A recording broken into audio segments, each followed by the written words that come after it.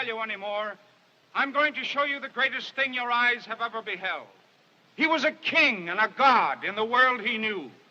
But now he comes to civilization, merely a captive, a show to gratify your curiosity.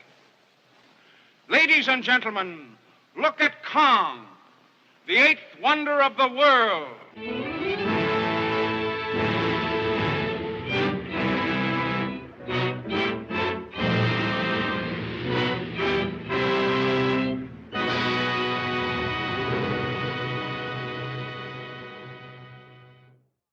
In the 1933 film Son of Kong, the story picks up after the events of the original. This child of the great King Kong is portrayed as a smaller, more youthful version. The famous filmmaker Carl Denham returns to Skull Island, where he had discovered King Kong in his hairy cinematic debut.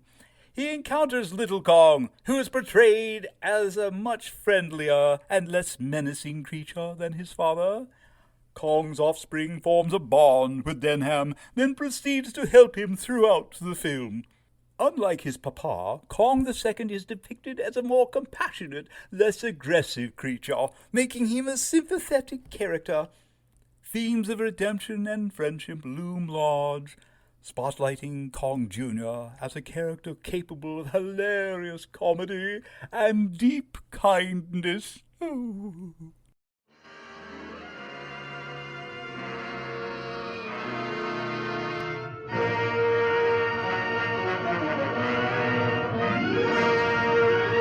In the thrilling science fiction world of the 1930s, Son of Kong transports audiences to the uncharted mysterious Skull Island, where the legendary giant gorilla King Kong once roamed.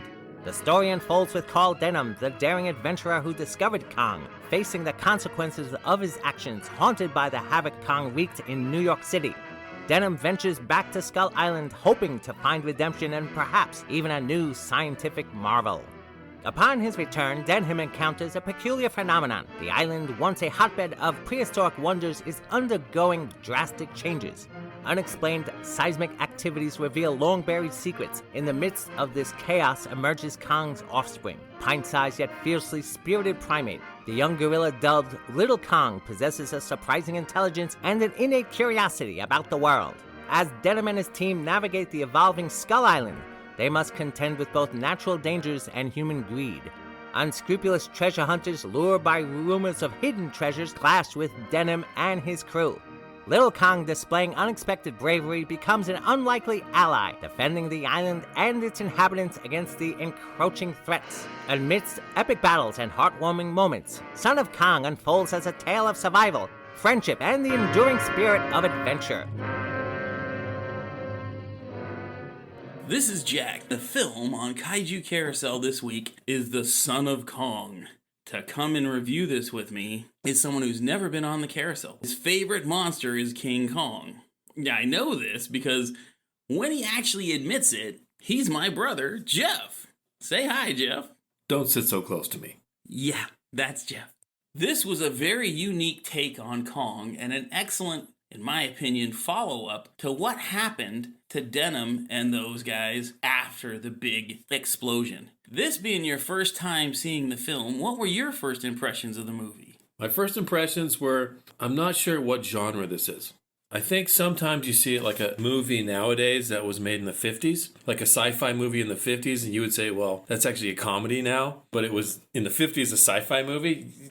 Clearly, Kong's son is played way more for comedy than the adult was. Would this be classified as a horror in the 30s? Here's one thing about Universal. They were the first people to do horror-comedy mixture. Abbott and Costello's Frankenstein is one of the greatest examples of this. But you see it in Bride of Frankenstein, in The Invisible Man. The Invisible Woman is actually just a flat-out comedy. Theory was, and this is also the theory behind Jaws later on, is that if you throw in a couple of jokes so that it's not unrelentingly dark and creepy, because it's hard to maintain an emotion of fear for very long. Some films, like Smile, are able to do that by being unrelenting. But it's much easier and usually more fun for the audience if you throw in some humor and break the tension, then zap them later on. The ending of this film, when Carl Denham is being held up by Son of Kong drowns, but saves Carl's life. That's one of the tension points. The battle with the bear is one of the tension points. Then, of course, you've got the goofy expressions on the Son of Kong's face. Yeah. I don't know historically how many movies had giant cryptid type creatures. I know you were saying that there was Lost World had a dinosaur. King Willis O'Brien's first film was Lost World, where he used claymation, and it was dinosaurs based off the Arthur Conan Doyle story.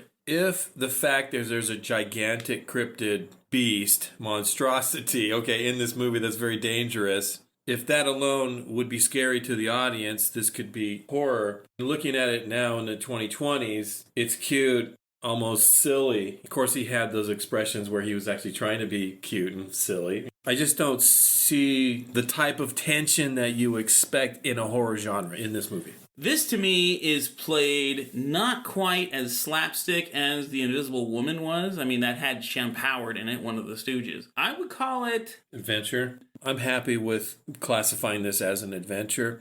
In terms of how I felt about watching it, I thought it was a great movie, honestly. It was really interesting to see what happened with Carl Denham. It was cool that he came out broke after all of that, and he's getting sued by all these people, and he wants to get away, and this is an opportunity to go on the ship and to get away from all of that. He's kind of likable. He screwed everything up in the first movie, but you can tell that he really regrets it. He's sympathetic for the people that, I think people died, right? And yes, yeah, he's very sympathetic to the people that died in this film, and he's very sympathetic for Kong. Oh, yeah, totally. That's why he helps out the Son of Kong. Yeah. And as soon as he sees the son, he's feeling sorry for him already, feeling guilty, for what he did. All of the characters were good. I thought the acting was good. To me, Denham didn't seem like he was acting. I think the actor became the character in the movie, in contrast to the bad captain, who very much looked like he was acting. He was pretty stiff. Yeah. I did like his shifty eye movements. He was over the top with his emotion, a little hammy, I thought. I thought Robert Armstrong showed some serious comedy chops in the beginning when he was evading the bill collectors and the process servers. The dame in the movie did a great job. The themes that I caught on was, and I was trying to place it historically, like when it was released, because I understand you were saying that it was originally filmed. Parts of it was filmed while they were filming King Kong. Is that right? Yes. More than likely, some of this was actually filmed in 1932. The movie was starting to be produced in 32. The reason that matters is, I'll tell you in a second. The main character, Denham, was broke. This was a guy who was broke and didn't know how he was going to make it going forward. The guy that ran the show, he had a big-time show in Asia. Now, he's playing for guys that really aren't connecting with his show, and he's got monkeys for actors, and he's making peanuts, basically. His daughter's working for him. She's the big star of the show at the big climax at the end. And so you get the sense that they're both struggling financially. He dies and she doesn't have anywhere to go, and she has no source of income because it all went up in flames. What was going on in 1932 when they made this movie? The Depression. Nailed it. So the audience is living in the Depression. All the main good guys in this movie are flat broke. What that means is that the audience can identify with the heroes in this show. Do you think that's why they softened the Carl Denham character here by making it clear how he regretted what happened to Kong? Because they wanted the audience to be on his side. Yeah, there's definitely a different presentation of that character. I think the response that they're eliciting from the audience is different than what they were trying to get from them with that character in Kong. Other theme I saw in this movie, alcohol really screwed everything up. The ringmaster, everything went up in flames because he got drunk with the other captain guy who got drunk. They got into a quarrel. Next thing you know, his whole company is burned to the ground. The other thing they pointed out was Hilda was really disappointed in her dad because he was an alcoholic. His show was huge in Asia, but because of his alcohol problem, he mismanaged his company. Now they find themselves playing these monkey shows in Podunk, whatever. The place was called Dekang. I don't know if it's a real place, but it was called Dekang. Like the East Indies, I think they said something. Yes, it was the East Indies. It was alcohol that screwed up his great gig that he had. Made him lose everything and even his life. what else was going on at the time in 1932 when this movie was being made. Prohibition was a huge discussion. It may have been repealed by this time. No, it wasn't. When was it repealed? 33. Alcohol is a big evil in this movie. When the captain and Carl Denham were standing up on the ship and they saw these guys coming towards them, insulted them using anti-communist terms.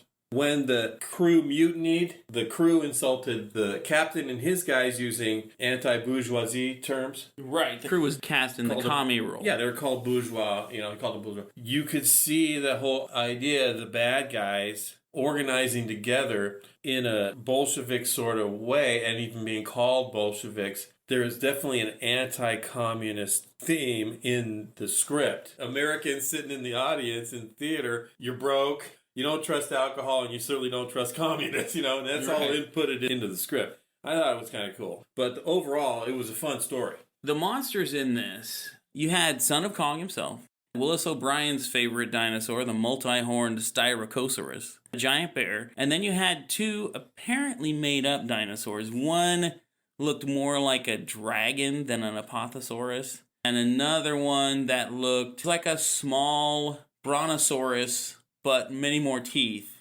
What was your favorite dinosaur here? What was your favorite animal here? And what was your favorite fight? Kong versus the mini brontosaur or Kong versus the giant bear?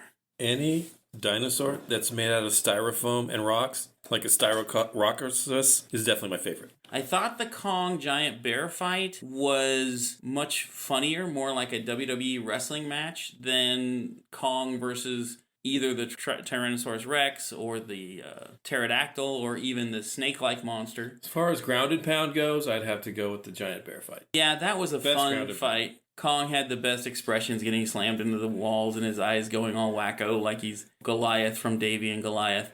The fight against the mini Brontosaurus sort of was cool, but it was more like the snake fight in the first movie, and it was like 2 minutes long. It's kind of like a Weaselsaurus with a long neck. The ending of this film, the money, they get the treasure, right? Nils Hellstrom dies as he deserves. Charlie Wong, the Chinese cook, who I utterly love in this movie, but would be totally politically incorrect today. He got rich. Hilda got rich. Eaglehorn got rich, even though he lost his ship. Carl got rich, and they got married. But Son of Kong died and sacrificed himself for that to happen, with the sinking of the island, killing also the natives and all the other dinosaurs. What did you think of this ending? To me, the most powerful moment of this movie was when Son of Kong, his hand was all you could see lifting up out of the water, holding Carl Denham and saving his life. That to me was just like a great moment in the film. It made you feel sorry for any giant gorilla that would come in contact with Carl Denham. This was really great because this fits in somewhat with our other themes in this show, the Fantastic Four. You have Ben Grimm constantly coming to the aid of Reed Richards, who turned him into a giant rock. Does that make sense? You had to do it, didn't you? You had to bring the Fantastic Four up into this conversation. Well, of course, that's Come on. Well, of course, because the Fantastic Four is like the center of everything. It has nothing to do with the Son of Kong. Get over it. I don't know how you contrive to bring in the Fantastic Four and the Thing in this conversation. You always do this crap. You always do this Fantastic Four. Well, everything really is the Fantastic Four. Okay, I'm done. I'm leaving. That's it. Wait a minute. Let me through, officer. My name's Denham. Just a moment. Oh, Lieutenant. Lieutenant, I'm Carl Denham. Carl Denham? Denham? Oh, that's the man that captured the monster. Well, Denham, the airplane's got him. Oh, no. It wasn't the airplanes. It was Beauty killed the beast. Beauty